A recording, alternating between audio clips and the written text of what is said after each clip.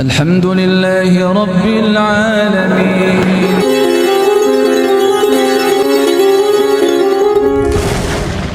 Di dalam sujud, di dalam perbuatan sujud itu bisa mendatangkan efek dari Allah, yakni apa? Diangkatnya 1 derajat sekali sujud dan dihapuskannya dosa, 1 dosa dalam sekali sujud.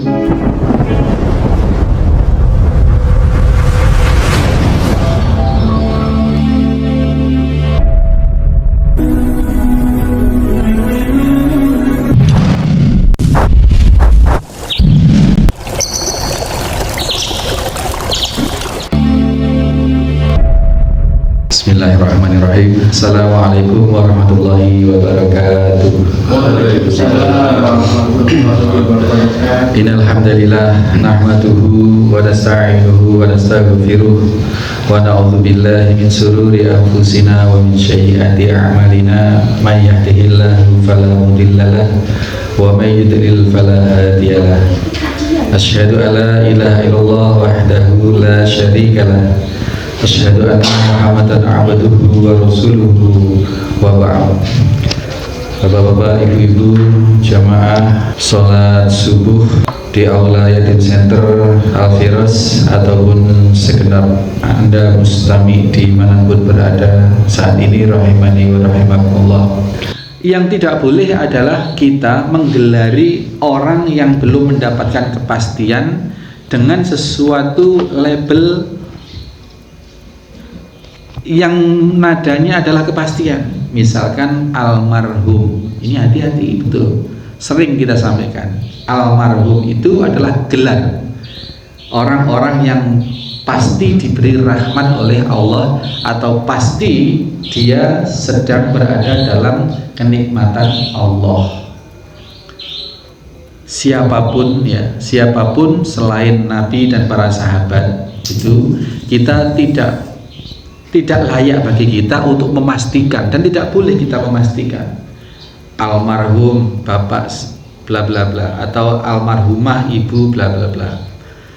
Artinya ketika kita menyatakan almarhum atau almarhumah, kita mengatakan bahwa dia telah pasti mendapat rahmat dari Allah, dan kita memastikan seperti itu tidak dibenarkan. Karena kita maknanya adalah kita disi kerso atau apa? Atau melampaui kepastian dari Allah Subhanahu wa Ta'ala. Kita memastikan sesuatu yang belum tentu adanya. Maka menyebut nama orang-orang yang telah meninggal selain Nabi Rasulullah, selain para nabi dan para sahabat adalah dengan sebutan doa saja. Allah yarham atau apalah begitu. Kalau bahasa Jawa ya suwargi begitu. Nah, itu tidak bermakna memastikan bahwa dia sedang dalam rahmat Allah Subhanahu wa Ta'ala, karena kemungkinan orang yang meninggal siapapun dia itu bisa di alam barzahnya itu berada dalam rahmat Allah, berada dalam kenikmatan Allah, kenikmatan yang diberikan oleh Allah, perlindungan alam kubur, ya, perlindungan di alam barzah maupun tidak begitu. Nah, kalau yang kita sebut sebagai almarhum atau almarhumah itu memang benar dia sedang mendapatkan perlindungan dan kedamaian di alam kubur, ini tidak masalah. Artinya tapi kita juga tidak boleh juga, karena kita sudah melampaui memastikan sesuatu yang kita belum tahu. Apalagi kalau ternyata yang meninggal ini tidak sedang mendapat kenikmatan di alam barzah. Nah, maka kalau kita sudah tahu seperti ini, kita berhati-hati. Sedangkan kita memastikan nanti jam sekian hujan gitu aja sudah tidak boleh. Karena sedetik yang belum kita lakukan, yang belum terjadi itu adalah gaib di sisi kita, di sisi Allah Subhanahu wa Ta'ala, dan kita tidak boleh, kita disyariatkan untuk tidak boleh mendisi kerso seperti itu. Ini hati-hati, ini sering, ini salah, tapi sudah sangat kaprah gitu.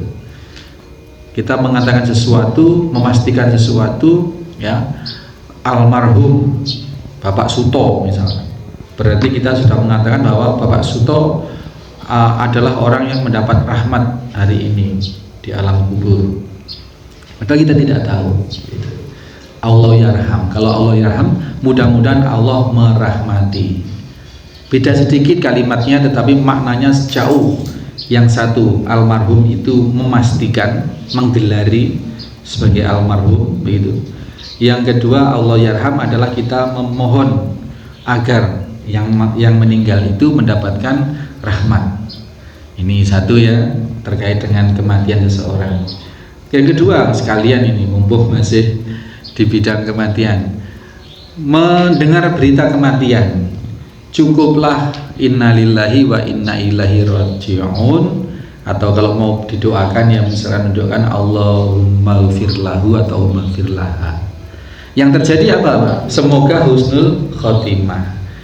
Ini sering, ini nggak masuk logika juga dalam struktur kalimat bahasa, juga nggak nyambung sama sekali, Pak.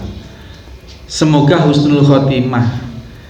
Padahal husnul khotimah itu adalah kejadian di mana seseorang yang mau meninggal itu kemungkinannya hanya di situ, antara husnul khotimah dan su'ul khotimah. Husnul khotimah itu kalau dia kematiannya baik, terlebih kalau dia sempat menyebut kata la ilaha illallah, kalimat terakhirnya itu.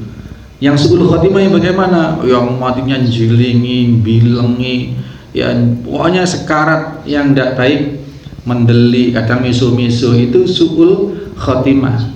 Nah, kejadian itu adalah ketika menjelang kematian, antara husnul khotimah dan su'ul khotimah. Lah kalau sudah mati lagi didoakan semoga husnul khotimah, ini salah alamat boten niki cobi.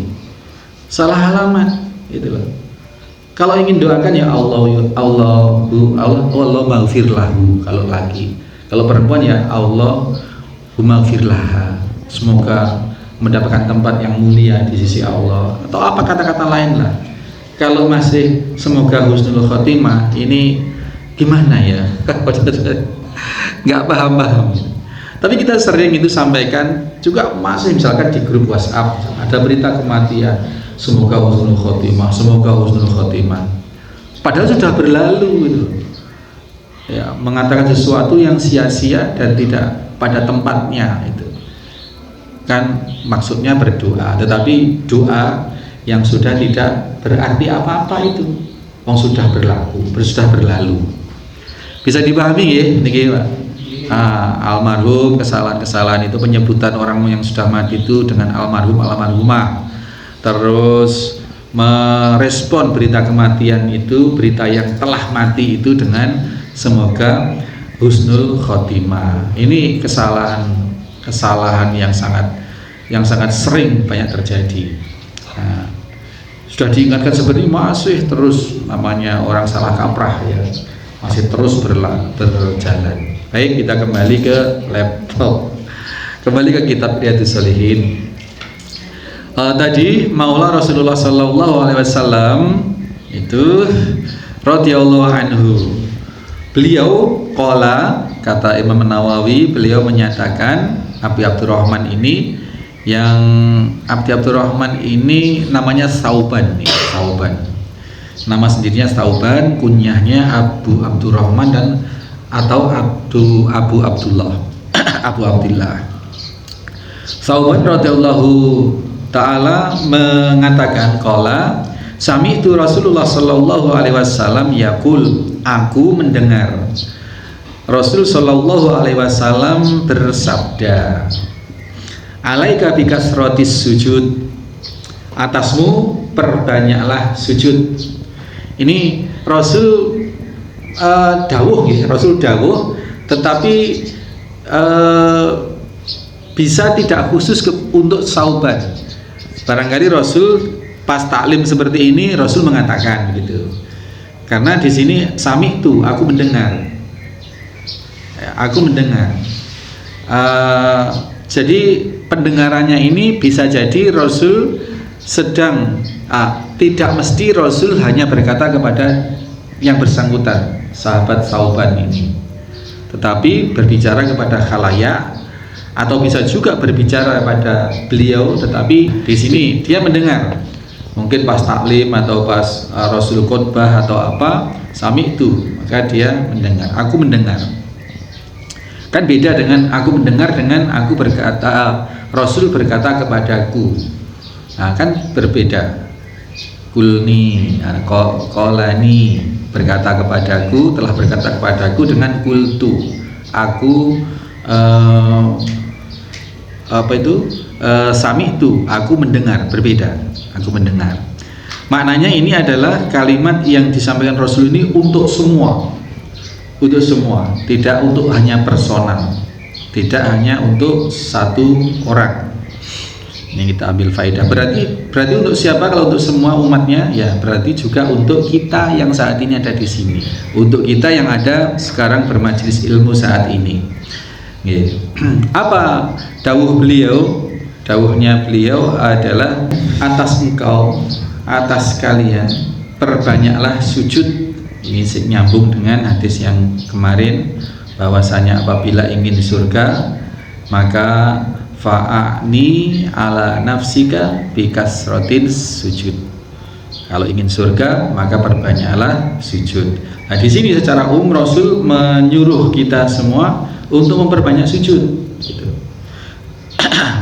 Fa innaka lan tasjuda lillahi sajdatan illa rafa'aka Allahu biha darajatan wa hatta anka biha khati'atan. Sesungguhnya engkau, kalian semua, engkau lantas juda, tidaklah bersujud lillahi, untuk Allah Subhanahu wa taala, sajdatan, satu sujudan, tidaklah bersujud satu sujudan, illa rafa'aka Allahu biha darajatan, kecuali dari karena engkau sujud karena Allah tadi, untuk Allah tadi itu diangkatlah darajatan. Itu darajatan berarti satu tingkat kemuliaan, satu tingkat kemuliaanmu, begitu.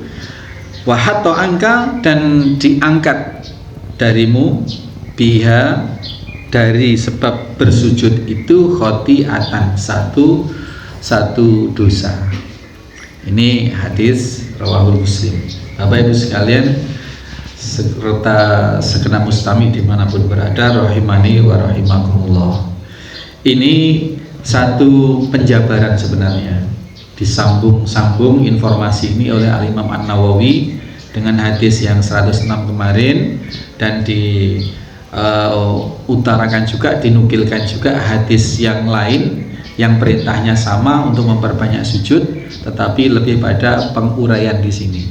Kenapa? Kalau kita kemarin bertanya, kenapa kalau orang minta menjadi teman Rasulullah di surga disyaratkan oleh Rasul, di antara persyaratannya adalah untuk memperbanyak sujud? Ya, karena ternyata di dalam sujud, di dalam perbuatan sujud itu bisa mendatangkan efek dari Allah, yakni apa? Diangkatnya satu derajat sekali sujud, dan dihapuskannya satu dosa dalam sekali sujud. Ya, dalam sekali sujud. Padahal kita sholat fardu berapa rakaat? 17 rakaat, berapa kali sujud? Berarti kalau setiap rakaat itu kita sujudnya 2 kali, 34. Itu sholat fardu tok. Sholat fardu tok, kita menjalankan sholat fardu saja, kita sudah bisa kalkulasi nih kalau mau hitung-hitungan. Kita mendapatkan pengangkatan dalam sehari semalam itu 34 derajat, 34 level.